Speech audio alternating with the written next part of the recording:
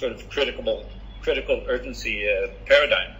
I try to step out of that and have more trust in the fact that the recombination I can create later will be more valuable than what I could do if I did it yesterday. Or in a linear path. Yeah, I used to be really good. Accenture teaches you to do this project management very, very well. So when I was managing big projects, I really relied a lot on the Gantt charts. But then you realize that's not the management part. The management part happens between those boxes, between the tasks, and getting people from one task to the next task, or making sure that you're understanding the task in the same way. And these are just the small Lego versions of the bigger paradigm, which is, well, everybody is their own work package. So it's not a task, it's a person. And there's a heck of a lot more in that person than the thing you just told them to do. If you dare tell anyone to do anything. Yes. Which is rather arrogant in the first place, right? Oh, your sound has gone off there, Christopher. Okay. There we How go. about now? Yeah, it's better. Once you realize a work package is a really pathetic way to help people get things done, you can hop into a different paradigm and say, well, let's aspire to do something. What do we have? What do we need? Let's see what happens tomorrow and use that as well as what we have now to maintain the discovery state of mind, to maintain that constant curiosity, and to maintain the sort of trust in the fact that if enough people are working in the same direction for mutual benefit, I think there's a little cog in the wheel. There's a little cog in that new paradigm about people. If you maintain mutual benefit constantly, then things tend to self-organize. If you're conscious about we're all in this together for a shared benefit, you get something, I get something, we all get something out of it, whether it's internal or external, it doesn't really matter. But the consciousness of the mutual benefit means that everybody will self-organize towards creating that value. Even if you run into troubles, even if, what you expected to happen didn't happen. It'll roll on, it'll organize around it. But you really need to set the expectations in the beginning. What are you expecting out of this? What are you trying to get to?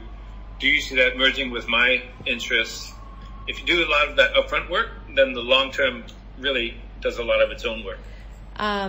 So when you were talking about the self-organized, I guess that would be some of the behavior discussions that you were talking about.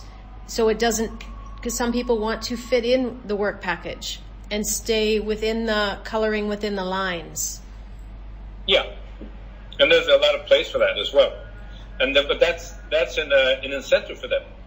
If I can provide for people who want to do that, people want to say, look, I want to do something 9 to 5 every day for the next 3 months.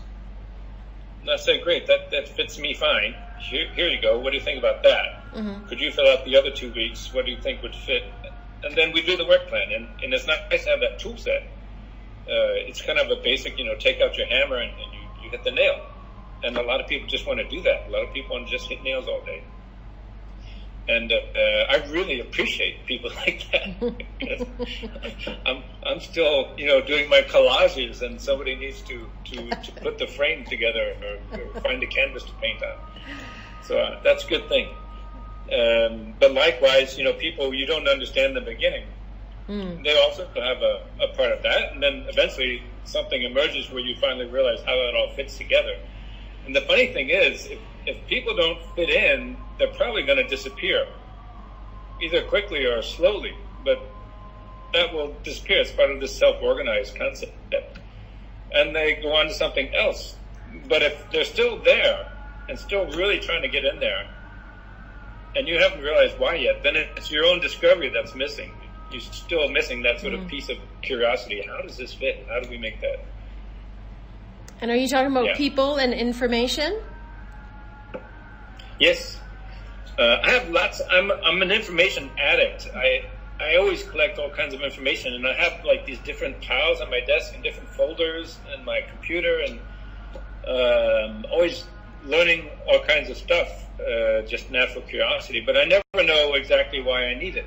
But then suddenly, I had a discussion. It was a really good example, in fact. I've been studying the biological processes for biomass pretty much since Masdar, in fact. So they introduced me to this subject, how to turn biomass into fuels and whatever. And I was sitting here, I got two projects in biomass. One is turning it into biogas, and the other is turning it into proteins. And I thought, great, those are both really good things. That's like, and once you use the one for proteins, you can send the same stuff into biogas afterwards. I said, okay, that's like a value chain, great. But something was nagging me. I was saying, but just something's missing, we're not doing the whole thing yet. And I called up one of the professors from Masdar who's moved back to Denmark. Okay. And I said, hey, couldn't we have a chat? Because I think I read somewhere something about chemicals and industrial processes in biomass. And what are those molecules called? He said, they're dimethylfurans. Yes, dimethylfurans. We don't have any dimethylfurans yet. And I think they come before the proteins, don't they? Yeah, I think you're right. We could take dimethylfurans out before we get to the proteins. And I said, aren't they valuable?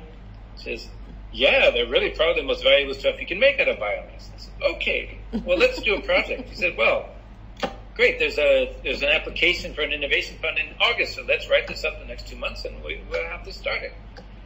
And it's, this has about the emerging discovery process. You never know, why the hell do I know about the dimethylfurans? I don't know, but suddenly I needed to know that. And it all makes something bigger happen. Excellent. So I'm really an information addict. So where did we get to? Because we're going to need to write this down for our book one day, right? Yes, it'll all be transcribed. Self-organizing, mutual incentive, discovery process. Yeah. Yes. Good start. It will be a book. Yes. How shift happens. Yes. I don't know, whatever the title is. Making more shit happen. Yeah.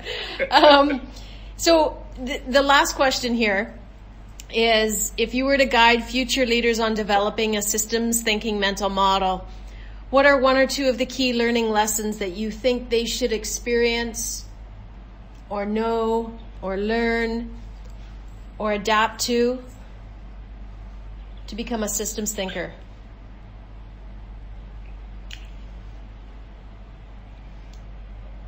Well, I would suggest that when they see ambiguity, think of it as the golden opportunity. Okay. So once you find the unknown, you're actually onto something. So if you can turn your fear of the unknown into your curiosity about what it leads to, you're off to a great start. Okay. Treat everything as a discovery process. Never think you know everything, because then you'll lose your curiosity. As soon as you think you're right, you're done. You have no more curiosity. You have no discovery molecules left. You're gonna miss the boat.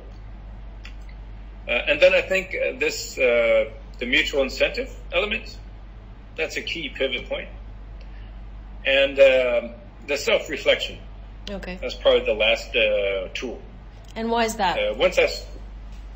Because when you you're diving into these processes, and suddenly you become self-involved. You become, the process becomes the governance of your world, of your perspective.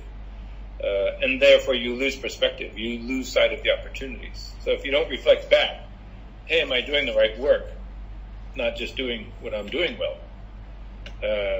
All kinds of value are just going to go lost. All kinds of good experiences, ways to involve people, what we say in business, value to create, just gets lost by the wayside because you're doing what you're doing right now very well. Okay. And the self-reflective process, that also has to do about how you're impacting other people.